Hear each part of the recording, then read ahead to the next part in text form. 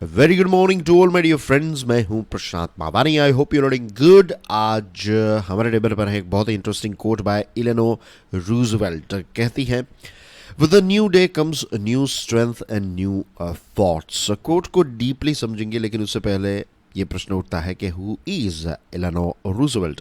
दोस्तों, 1933 से लेकर 1945 के बीच में इतने साल जो हैं वो इलेनोर रूजवेल्ट यूएसए के फर्स्ट लेडी रहे। What is the meaning of first lady? First lady का मतलब ये होता है कि उनके हस्बैंड जो थे वो यूएसए के प्रेसिडेंट थे। उनका नाम था, आपने सुना ही होगा, शायद देखा ना हो तो पता नहीं, लेकिन मीन्स उनकी तस्वीर देखी हो नहीं देखी हो, आई एम नॉट श्योर, लेकिन ये नाम बहुत ही फेमस है, फ्रैंकलिन डी रूजवेल्ट।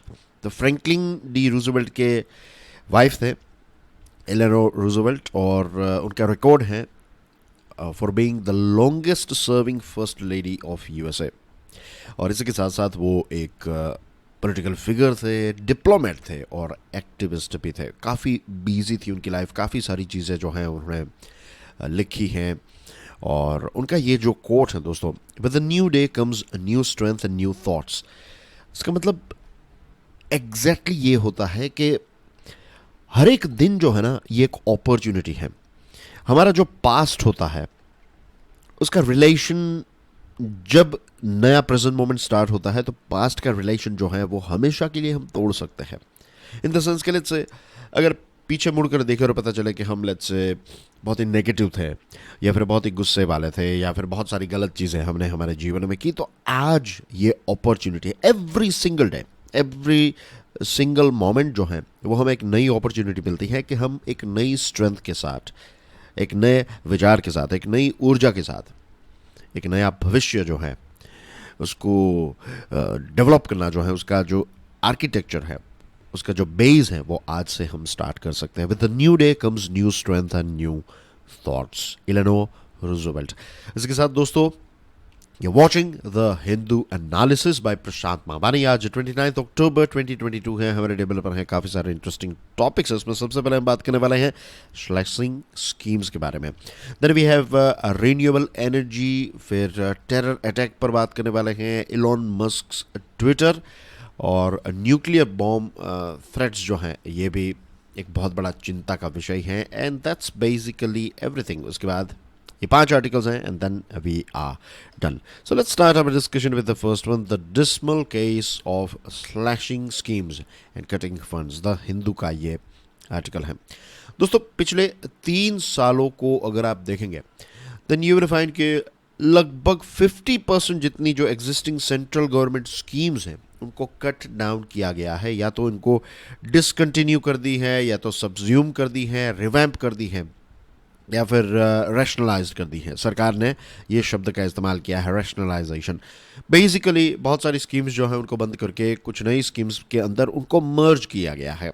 तो ये चीज़ जो है वो सरकार ने की है, और इसकी इम्पैक्ट जो है वो हमें अलग अलग मंत्रालयों पर देखने को मिल रही है। फॉर एग्जांपल, अगर हम बात करें ministry of women and child development, right, आपके लिए प्रश्न है, बताइए कि ministry of women and child development जो है उनके मिनिस्टर का नाम क्या है?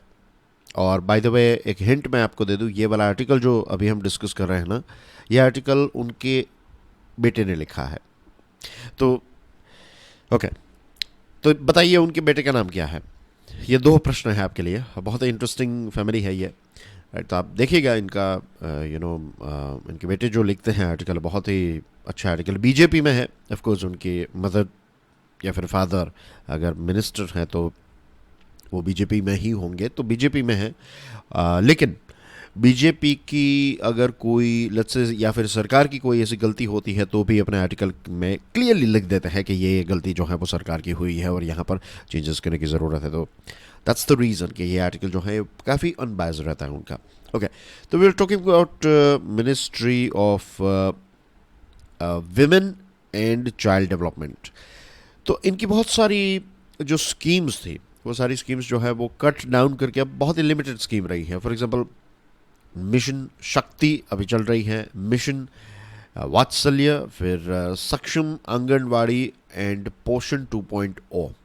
नाउ डियर फ्रेंड्स, आप में से जो भी सिंसियर स्टूडेंट्स हैं इसकी कोई सर्टिफिकेट नहीं मिलता है, आपको खुद को पता है कि आप कितनी मेहनत कर रहे हैं, कितनी मेहनत नहीं कर रहे हैं। ये सारी स्कीम्स जो है ना, 4 स्कीम्स आपकी स्क्रीन पर हैं। Ministry of women and child development की स्कीम्स हैं। ऑफकोर्स आपको पता चल गया होगा। What I want you to do is research कीजिए इन चारों स्कीम्स पर। अगर आपको इनके बारे में नहीं पता है then do find out. 10-15 minute जो भी वक्त लगे, ये वक्त इन्वेस्ट कीजिएगा। ये बहुत इंपॉर्टेंट है स्कीम्स, राइट। तो इनके बारे में थोड़ा जान लीजिएगा and stick your points, salient features, जो मेन फीचर्स हैं ये चारों स्कीम्स के, वो आपको कमेंट सेक्शन में लिखने हैं, ठीक है। आई एम नॉट एक्सपेक्टिंग, वो छोड़ दिया है मैंने एक्सपेक्टेशन। आई नो 1-2 स्टूडेंट्स जो हैं वो इसमें स्टैंड लेंगे, लेकिन I want you guys to do it and anyway do research on this thing, very very important scheme. अब ये मिशन शक्ति के बारे में मैं एक आपको चीज़ बताऊं कि ये मिशन शक्ति जो है, इसने लगभग 14 ऐसी स्कीम्स चल रही थी जिसको रिप्लेस किया है। And you will be surprised to know, जो बेटी बचाओ बेटी पढ़ाओ स्कीम जो है ना, उसको भी रिप्लेस कर दिया है मिशन शक्ति ने। तो इस प्रकार से बहुत सारी स्कीम्स जो हैं उनको सरकार ने या तो डिसकंटिन्यू किया है, सब्ज्यूम किया है, रिवैम्प किया है, या फिर रैशनलाइज किया है। दूसरे मंत्रालयों के बारे में बात करें तो let's say ministry of animal husbandry and dairy, तो उसके पास पहले 12 स्कीम्स चल रही थी, आज सिर्फ 2 स्कीम्स है। Ministry of agriculture and farmers welfare की बात करें तो यहाँ पर जो स्कीम्स चल रही है, 3 बड़ी बड़ी स्कीम्स चल रही है। फॉर एग्जांपल एक है कृष्णोत्ती योजना, एक है integrated scheme on agriculture cooperatives, और एक है राष्ट्रीय कृषि विकास योजना। जो नेशनल प्रोजेक्ट था ऑर्गेनिक फार्मिंग या फिर नेशनल एग्रो फॉरेस्ट्री पॉलिसी, तो उस पर बहुत ना के बराबर इंफॉर्मेशन जो है वो सरकार प्रोवाइड कर रही है। तो यू कैन सी कि बहुत सारी स्कीम्स जो हैं उनको सब्ज्यूम किया जा रहा है। अब प्रश्न ये उठते हैं कि क्या स्कीम्स को रिडक्शन इन स्कीम्स को कम कर देने से, reduction in schemes is a notable achievement, क्या ये एक बहुत बड़ी बात है? क्या एक सरकार के लिए एक बड़ा अचीवमेंट है ये? क्या इससे स्कीम्स जो हैं वो और ज़्यादा शार्प हो जाती है, क्या और ज़्यादा प्रिसाइज हो जाती है? ये एक प्रश्न उठता है। Does this lead to better governance? क्या स्कीम्स जो हैं 14-15 स्कीम्स चल रही है उसको 2 या 3 में अगर कट डाउन कर दिया या फिर सब्ज्यूम कर दिया तो क्या इससे गवर्नेंस जो है, प्रशासन जो है वो और अच्छा हो जाएगा, गवर्नेंस इन स्कीम्स का और इनके इम्प्लीमेंटेशन का? Are we reducing the state to bare the bones? इसका मतलब ये है कि क्या अब सेंट्रल गवर्नमेंट जो है वो राज्यों पर ये सारी स्कीम्स जो है वो थोप रही है? क्योंकि देखिए, जीएसटी के आने के बाद राज्यों ने सबसे बड़ा जो एक बलिदान दिया, या फिर आप कहते हैं कि सेक्रीफाइस जो किया, वो ये था कि राज्यों के पास टैक्स कलेक्ट करने के पावर्स जो थे, ये सारे पावर्स जो हैं वो सेंट्रल गवर्नमेंट को हैंड ओवर कर दिए कि चलिए पावर्स को हम छोड़ देते हैं for one nation one market. अब स्कीम्स में भी अगर ऐसा होगा कि सेंट्रल गवर्नमेंट जो है वो स्कीम्स को सब्ज्यूम करती जाए और फिर स्कीम्स के पैसे जो हैं वो स्टेट को निकालने पड़े या फिर उन पर ये चीज़ें जो हैं वो थोपी जाए, तो this is not right at all. तो ये सारे ऐसे क्वेश्चंस हैं जिसके बारे में हमें सोचना चाहिए। और जो एग्जिस्टिंग स्कीम्स हैं उनको लेकर भी बहुत सारे चैलेंजेस हैं। फॉर एग्जांपल फंडिंग कट कर देना, राइट। फिर डिसबर्समेंट यानी कि आपने वादा किया है या फिर स्कीम चल रही है लेकिन सेंट्रल गवर्नमेंट से कोई पैसे ही नहीं आ रहे हैं, पैसे आ रहे हैं तो उनका प्रॉपर यूटिलाइजेशन नहीं हो रहा है।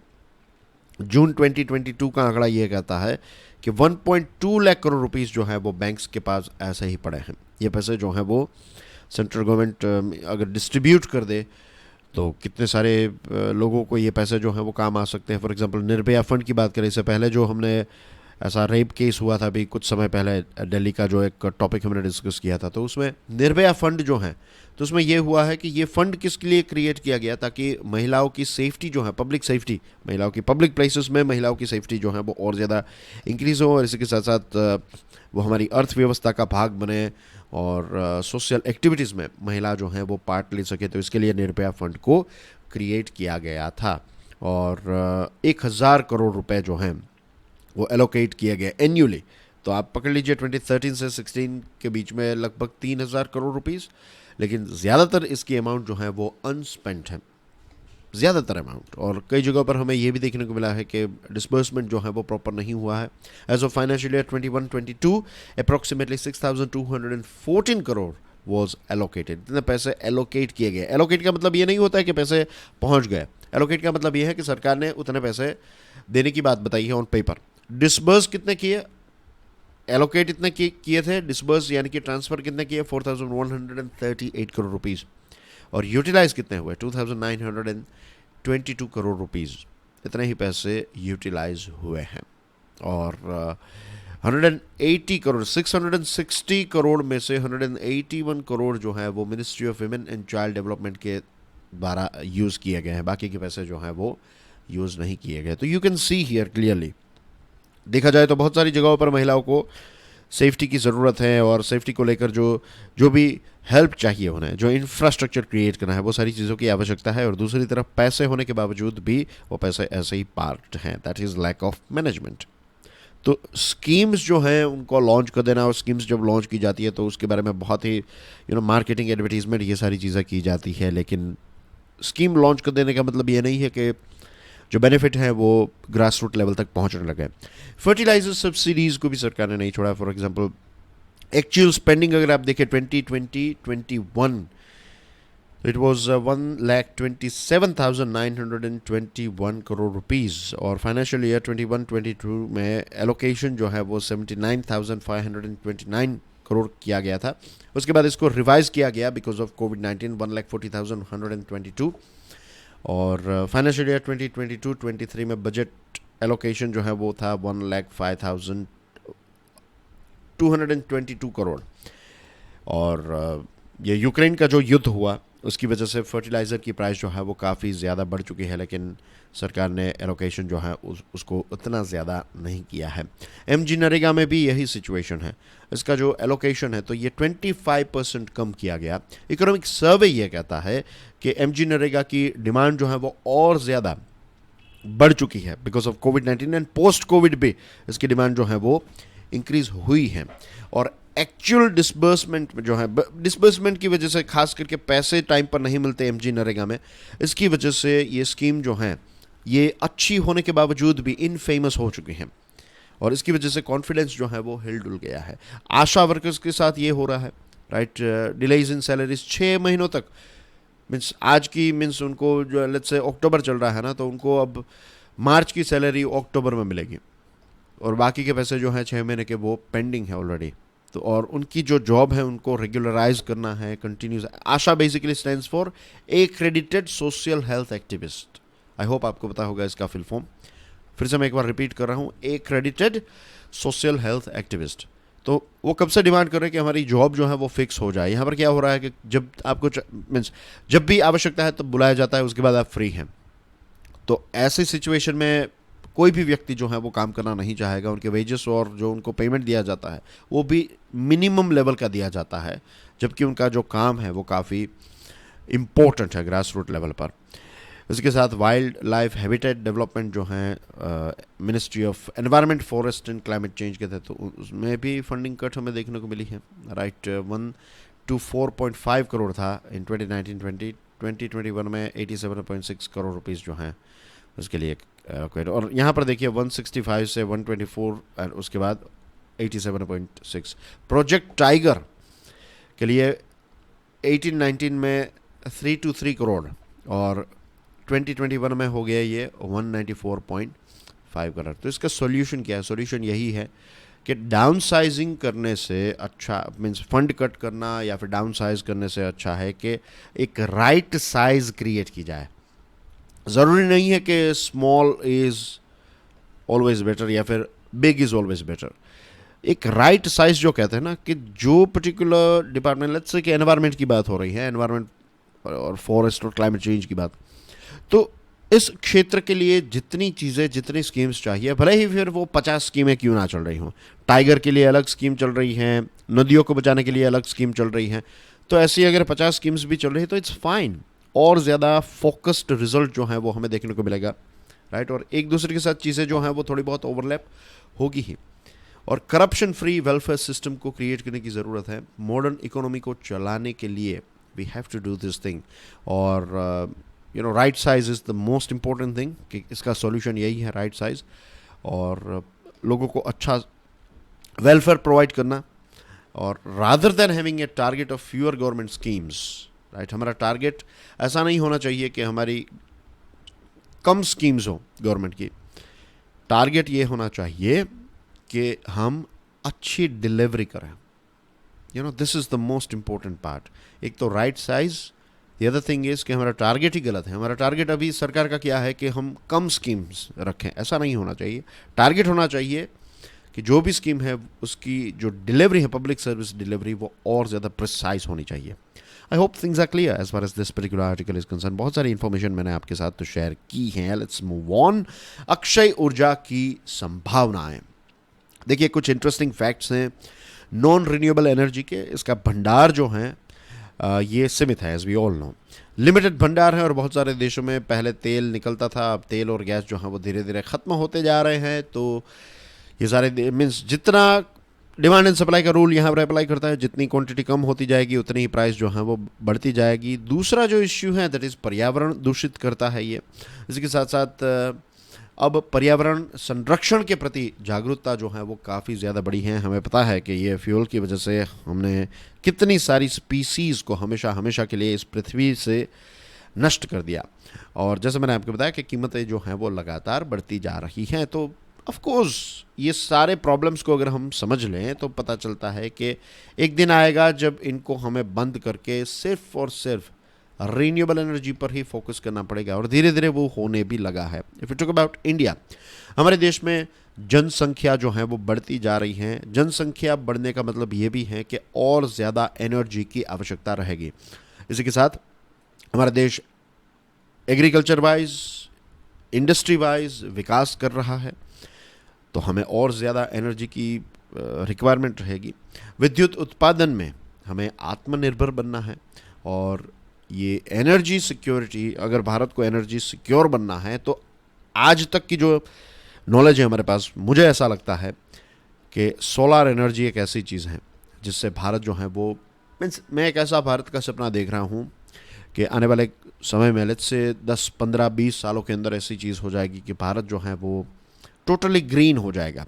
आपकी कार, आपकी फैक्ट्री, आपकी ऑफिस, आपका मोटरसाइकिल, आपके प्लेन, सारी चीज़ें, शायद एरोप्लेन नहीं 20 ईयर्स में, I don't know, may be let's say 20 years, 30 years, 40 years के टाइम में ऐसी चीज़ हो जाएगी कि हम टोटली जो सोलर एनर्जी हमारे देश में पैदा करेंगे उसका ही इस्तेमाल करते होंगे, राइट। और एनर्जी जो है it will be free, because sun जो है वो किसी की मालिकी में नहीं है। सन यानी कि सूर्य जो है वो हम सब का है, इस पूरे सोलर सिस्टम का है। तो उससे आने वाली एनर्जी जो है, हाँ टूल्स जो है वो हमारे हो सकते हैं, लेकिन सोलर एनर्जी पर कोई प्रतिबंध नहीं लगा सकता। ऐसा नहीं कह सकता कि नहीं आपको इतनी, तो ऐसी चीज़ हो जाएगी। It will be tax free as well, वक्त आएगा ऐसा, देखना आप। तो सोलर एनर्जी जो है उससे हम एनर्जी सिक्योरिटी अचीव कर पाएंगे, और उस समय पर आप जस्ट इमेजिन कीजिए भारत की ताकत क्या होगी। आज क्या हो रहा है कि ओपेक जैसे देश जो हैं, ओपेक या फिर ओपेक प्लस या फिर यूएसए और रशिया, और उनके बीच में कोई इश्यू चलता है, हमारा कोई लेना देना नहीं है डायरेक्टली, और हमारी इकोनॉमी पर इसकी इम्पैक्ट होती है। ये सारी चीज़ें चली जाएगी जब एनर्जी सिक्योर हो जाएंगे।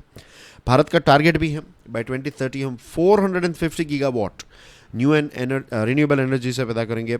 2022 के एंड तक हमें 175 गीगावाट, और भारत इस लक्ष्य की तरफ लगातार आगे बढ़ता जा रहा है, और दुनिया के दूसरे देशों का सहयोग भी हमारा देश जो है वो कर रहा है। जैसे मैंने आपको बताया सन के बारे में, सन नेवर सेट्स डाउन, कि कभी भी, मीन्स उसकी रोशनी दुनिया के किसी न किसी कोने में हर समय पहुंचती रहती हैं, और सूर्य का प्रकाश जो है वो भरपूर मात्रा में खास करके हमारे देश में पहुंचता है। सऊदी अरेबिया और दूसरे ऐसे देश हैं, वे सारे देश, राइट, जो ट्रॉपिकल रीजन में आते हैं, या फिर जिसको आप कहते हैं टोरिड या फिर ट्रॉपिकल, उष्णकटिबंधीय,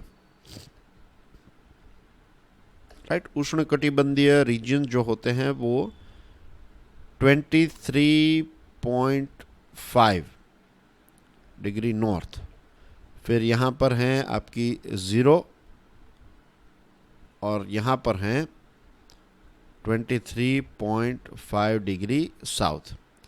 तो ये मकर वाली लाइन है जिसको हम ट्रॉपिक ऑफ कैप्रिकॉर्न वाली लाइन कहते हैं, इसको कहते हैं ट्रॉपिक ऑफ कैंसर, राइट। और यहाँ पर जो है इसको कहते हैं हम इक्वेटर। तो ये वाला बेल्ट जो है ना, ये बेल्ट में मैक्सिमम सूर्य का प्रकाश जो है पूरे साल इस पर गिरता है, ये वाला रीजन में, राइट। ये बेसिक 7th स्टैंडर्ड की जियोग्राफी की जो एनसीईआरटी की बुक है उसमें है, ये 7th या फिर 6th स्टैंडर्ड में है, आप देख लीजिएगा। 12th 11th 12th में भी है, but this is a very basic thing, I am sure आपको पता ही होगा इसके बारे में। तो भारत एक ऐसा देश है जिसको भरपूर मात्रा में ये प्रकाश जो है वो मिलेगा, और इससे दो चीज़ें मिलती हैं, हीट भी मिलती है और एनर्जी भी मिलती है, इसलिए लाइट और हीट मिलती है और उससे हम एनर्जी पैदा करते हैं, सोलर एनर्जी। ओके, अब बात चल रही है one sun one world one grid की, कि एक सूर्य है, एक दुनिया है और एक ग्रिड बनाई जाए, ताकि ये जो एनर्जी हम पैदा करेंगे ये एनर्जी पूरी दुनिया को इसको डिस्ट्रीब्यूट किया जाए। तो हमारा जैसा देश जो है वो सोलर एनर्जी, इलेक्ट्रिसिटी को ज़्यादा पैदा करेगा तो हम ज़्यादा पैसे भी कमा पाएंगे। हमें अभी तक क्या था कि हम एनर्जी को इंपोर्ट कर रहे थे, फ्यूचर में भारत जो है वो एनर्जी को एक्सपोर्ट करेगा। उन्नत तकनीक की उपलब्धता, ये हमारी रिक्वायरमेंट है। We need latest technology, we need economical जो कहते हैं आर्थिक संसाधन, यानी कि ये सारी चीज़ों की आवश्यकता रहेगी जिससे हम इसको और ज़्यादा स्प्रेड कर सकें। और जितना ये ज़्यादा स्प्रेड होगा, मीन्स जितना इसका इस्तेमाल होगा, कीमतें उतनी कम आएगी। इनोवेटिव टेक्नोलॉजी की हमें ज़रूरत है और स्टोरेज कैपेसिटी को बढ़ाने की ज़रूरत है। ऐसा होगा जैसे ऑयल जो होता है, तो हम 1 महीने का 2 महीने का ऑयल जो है भारत के पास रिजर्व में रहता है। मुझे लगता है कि ऐसा वक्त आएगा जब 1 साल 2 साल की एनर्जी जो है वो हमारे पास स्टोर रहेगी। एनर्जी स्टोरेज पर और ज़्यादा रिसर्च की ज़रूरत है कि छोटी से छोटी जगह में हम ज़्यादा से ज़्यादा इलेक्ट्रिसिटी स्टोर कर सके। इसकी रिक्वायरमेंट है, इस पर और ज़्यादा रिसर्च एंड डेवलपमेंट की ज़रूरत है। इस पर रिसर्च हो रही है, लेकिन we need to do more about it, need to do more research on this particular thing. इसी के साथ साथ दूसरी रिक्वायरमेंट्स है, जैसे कि बड़ी मात्रा में या फिर बड़े पैमाने पर निर्माण करना, मास प्रोडक्शन करना, पूरा सेटअप जो है उसको लगाना, स्किल्ड लोग हमें चाहिए। इसके साथ जो मोस्ट इम्पोर्टेंट थिंग है वो ये है कि सौर ऊर्जा को बढ़ावा देने के लिए स्किल्ड मैन पावर और उनकी ट्रेनिंग जो है, that is the most important thing. और ये सारी चीज़ें जो हैं वो कोलैबोरेशन से हो सकती हैं। दुनिया के अलग अलग देश, अलग अलग संस्थाएं जो हैं वो एक दूसरे के साथ मिलकर काम करेगी, then yes we can achieve it. For example international solar alliance, यानी कि अंतर्राष्ट्रीय सौर गठबंधन, ये एक संधि आधारित अंतर्राष्ट्रीय अंतर सरकारी संगठन है।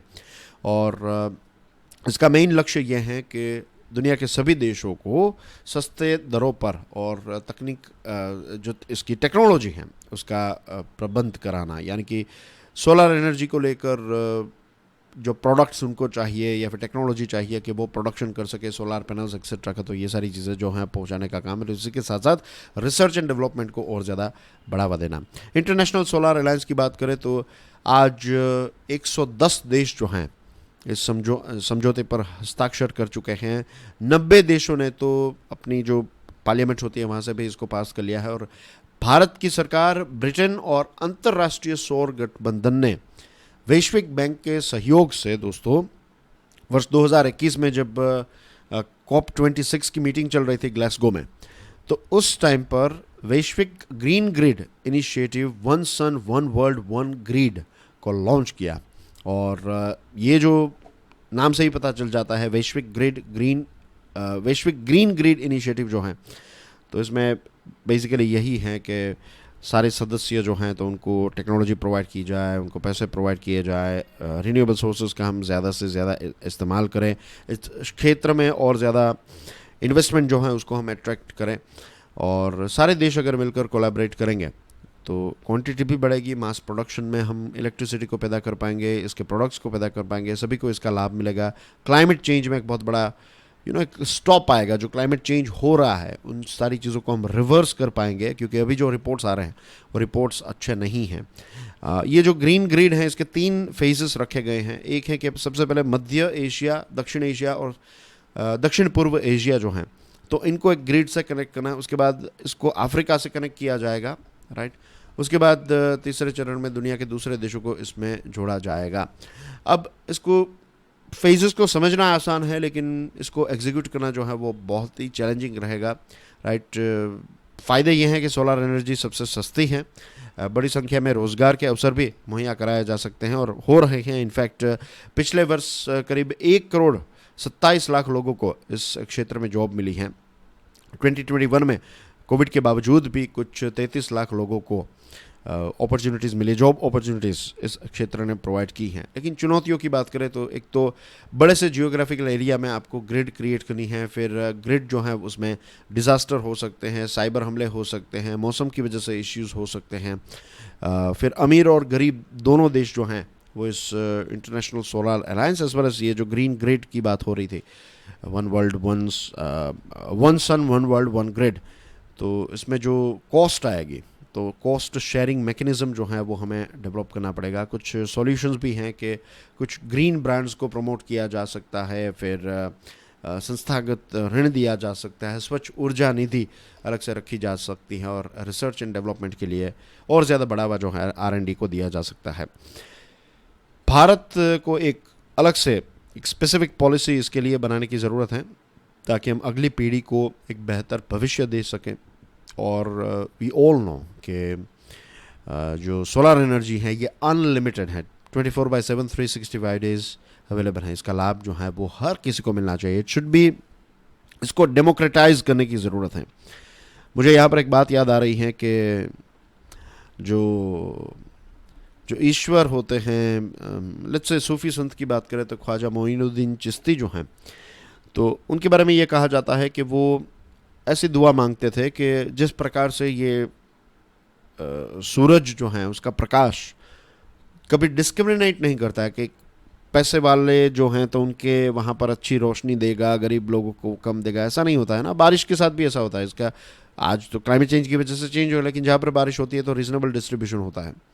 तो वैसे ही इसको डेमोक्रेटाइज करने की ज़रूरत है। ये है ही, लेकिन टेक्नोलॉजी जो है वो इतनी डेमोक्रेटाइज हो जाए कि एक साधारण से साधारण व्यक्ति जो है उसके पास वो प्रोडक्ट्स हों जिससे वो एक एनर्जी सिक्योर बन जाए। एक्सप्लोसिव अफेयर द हिंदू का ये आर्टिकल है। दोस्तों, कोयम्बतूर जो है वहाँ पर एक मंदिर के नज़दीक में एक कार ब्लास्ट हुआ और कार ब्लास्ट जो कार का ड्राइवर था और जो सस्पेक्ट था, मास्टरमाइंड जो था, जमीशा मुबिन। अब ये बताया जा रहा है कि ये व्यक्ति जो है वो यहाँ पर कार ब्लास्ट मीन्स वो खुद इसमें मर चुका है, जलकर मर गया। ये यहाँ पर आतंकवादी हमला करने वाला था। मीन्स ऑफकोर्स वो कार छोड़कर चला जाता, लेकिन पता नहीं क्या हुआ, लेकिन ये कार जो है उसमें खुद ही वो मास्टरमाइंड जो है ये जमीशा मुबिन वो खुद ही मर गया और वो ऑलरेडी नेशनल इन्वेस्टिगेशन एजेंसी जो है उसके रडार में था। अब इस प्रकार के जो मोलोतोव कॉकटेल अटैक कहते हैं बहुत सारे हमें देखने को मिला है। What is Molotov cocktail? जो पेट्रोल बम बनाया जाता है ना, उसको कहते हैं मोलोतोव कॉकटेल अटैक या फिर मोलोतोव कॉकटेल बॉम्ब्स। तो ये सारी चीज़ें इसलिए हो रही है क्योंकि पॉपुलर फ्रंट ऑफ इंडिया को बैन किया गया है, राइट। और उसको लेकर मैंने एक वीडियो भी बनाया है। Click here to watch this video. Video को नहीं देखना है तो देख लीजिएगा ज़रूर, बहुत सारी इन्फॉर्मेशन आपको PA5 के बारे में मिल जाएगी। तो इन्वेस्टिगेशन जो है उसको 24 आवर्स के अंदर मीन्स अनमास्क कर दिया पुलिस ने, तो काफ़ी अच्छी कोशिश है, मीन्स अच्छी चीज़ की पुलिस ने। और इसी के साथ लगभग 6-7 लोगों को गिरफ्तार भी किया गया है। तमिलनाडु सरकार ने अब इस पूरे केस को NIA के हवाले कर दिया है। NIA को बता दिया है, मीन्स सौंप दिया है, रेकमेंड किया है कि NIA जो है इसकी प्रॉपर इन्वेस्टिगेशन करें। What we have to make sure, government को क्या मेक श्योर करना है कि PFI तो चाहती ही है कि PFI जो बैन ऑर्गेनाइजेशन है या फिर उसके साथ जुड़े हुए लोग जो हैं वो चाहेंगे कि कम्युनल टेंशन्स हो। जितने ज़्यादा कम्युनल टेंशन्स होंगे उतना उनके लिए रिक्रूट करना अच्छा हो जाएगा, ईजी हो जाएगा। तो हम मीन्स जो लेजिट सोसाइटी में रहने वाले सो कॉल्ड सिटीजन्स जो हैं, हमें ये मेक श्योर करना है कि इस प्रकार के कम्युनलिज्म ना हो, इस टेररिज्म पर पॉलिटिसाइजेशन ना हो, राइट इन्वेस्टिगेटिंग एजेंसीज अपना काम करें और अलग अलग जो पॉलिटिकल पार्टीज हैं उनको मिलकर सभी लोगों को कनेक्ट करना है, एक दूसरे के साथ रहना और भाईचारा जो है उसको डिस्टर्ब नहीं करना है। इस प्रकार की ऑर्गेनाइजेशन को हराना जो है वो हमारी फोर्सेस काम कर रही हैं, लेकिन सोशल लेवल पर हम सबको मिलकर रहना पड़ेगा, तभी हम इनको हरा पाएंगे, वरना तो ये चीज़ें जो हैं वो होती रहेगी। और यहाँ पर ऐसा नहीं होता है कि टेम्पल पर अटैक किया तो सिर्फ हिंदू ही मरेंगे, वहाँ पर बहुत सारी चीज़ें बेचने वाले जो मुसलमान हैं, जो निर्दोष हैं, उनकी भी मृत्यु होगी। तो ऐसा लोग जो होते हैं, ऐसी ऑर्गेनाइजेशन जो होती है, उनका कोई धर्म वर्म का नाम लेते हैं, इनका कोई फ़र्क नहीं पड़ता है। जो सीरिया और वहाँ पर लड़ने के लिए यूके फ्रांस के जो यंगस्टर्स गए, उनको लगा कि वो धर्म के लिए कुछ कर रहे हैं, फिर पता चला वहाँ पर रेप्स हो रहे हैं और ये सारी चीज़ें हो रही है। तो सिर्फ दिखावे मीन्स धर्म का नाम लेकर, this is a big business, this is going on. Anyway, new boss new rules, times of India का ये आर्टिकल है। ट्विटर के नए मालिक आ चुके हैं, he is Elon Musk, right. Finally उन्होंने इसको खरीद दिया है और वो कहते हैं कि ये फ्री स्पीच एप्स जो एक फ़िलोसॉफ़ी है, फ्री स्पीच एब्सोल्यूटिज्म, यानी कि वो चाहते हैं कि ये सारी ऑर्गेनाइजेशंस जो हैं ट्विटर और इनका इस्तेमाल जो है वो फ्री स्पीच के लिए किया जाए, ऐसा इलॉन मस्क कहते हैं। और यूएसए की स्टॉक मार्केट में जो बड़ी बड़ी कंपनीज हैं, बिग टेक के बिजनेस मॉडल जो हैं, उनको काफ़ी क्वेश्चन किया जा रहा है, प्रश्न उठाए जा रहे हैं। और जो 5 बड़ी कंपनीज हैं जैसे कि Facebook, Amazon, Apple, Netflix, Google, ये सारी कंपनीज ने पिछले साल $2.5 ट्रिलियन इनकी जो स्टॉक वैल्यू है वो कम हुई। टुगेदर 2.5 ट्रिलियन, भारत की इकोनॉमी के बराबर इतनी वैल्यू जो है वो इनकी कम हुई। You know why? क्योंकि बहुत सारे देश जो हैं वो अब सरकारें जो हैं वो प्रश्न उठाने लगी है कि इनका जो एक एडवर्टाइजिंग ड्रिवन बिजनेस मॉडल जो है, ये मॉडल जो है वो सस्टेनेबल नहीं नज़र आ रहा है। ये सारे प्लेटफॉर्म्स जो हैं वो रिस्पॉन्सिबिलिटी उठाने के लिए तैयार नहीं हैं। कंटेंट क्रिएटर जो हैं वो कुछ भी चीज़ें लिख कर या फिर वीडियो बनाकर या फिर कोई भी चीज़ जो है वो डाल देंगे और फिर ये फेसबुक कंपनीज ये कहेगी कि वो हम क्या करें, हम तो सिर्फ प्लेटफॉर्म हैं, हमारे हाथों में कंट्रोल नहीं है। और जब एडवर्टीजमेंट की बात आती है तो उनको एग्जैक्टली पता रहता है कि किस व्यक्ति ने कौन सा आइसक्रीम खाया, कौन से फ्लेवर का खाया, किस दुकान में खाया, ये सारा डेटा जो है उनके पास रहता है। तो कौन ये चीज़ें छाप रहा है उसके बारे में उनको पता नहीं है, इस प्रकार की चीज़ें। और कहते हैं ये तो फ्री स्पीच के लिए। तो इस प्रकार की बहुत सारी आर्ग्यूमेंट्स जो हैं वो दी जाती हैं। गवर्नमेंट ऑफ इंडिया ने कल ही नए रूल्स निकाले हैं और इन रूल्स में और ज़्यादा रिस्पॉन्सिबिलिटी दी गई है इन सारी कंपनीज़ को कि आपको ध्यान रखना पड़ेगा। तो वो वक्त जो है वो चला गया है। The days of ignoring the social consequences of the business model are over. बहुत ही इंपॉर्टेंट लाइन, अगर आप इस लाइन को समझ पाएँ तो बहुत इंपॉर्टेंट लाइन है। The days of ignoring the social consequences of the business model are over. I would say एक एग्जाम्पल देना चाहूँगा, the days of ignoring environmental consequences of the business model are over. आज अगर आप एक factory खोलेंगे और आपकी फैक्ट्री में से आज से जो 50 साल पहले जो धुआं निकलना बहुत ही नॉर्मल था, इतना धुआं निकल रहा होगा, तो क्या ये चीज़ एक्सेप्टेबल होगी? आजू बाजू वाले लोग जो हैं वो कंप्लेन कर देंगे आपकी और फैक्ट्री पर लग जाएगा बड़ा सा ताला। वैसे ही सोशल कॉन्सिक्वेंसेस के बारे में सोचना नहीं, आपके प्रोडक्ट और सर्विस की वजह से समाज में क्या इसकी इम्पैक्ट हो रही है, इसको सोचे समझे बिना अगर आप कोई बिजनेस कर रहे हैं तो वो दिन भी अब धीरे धीरे ख़त्म होते जा रहे हैं।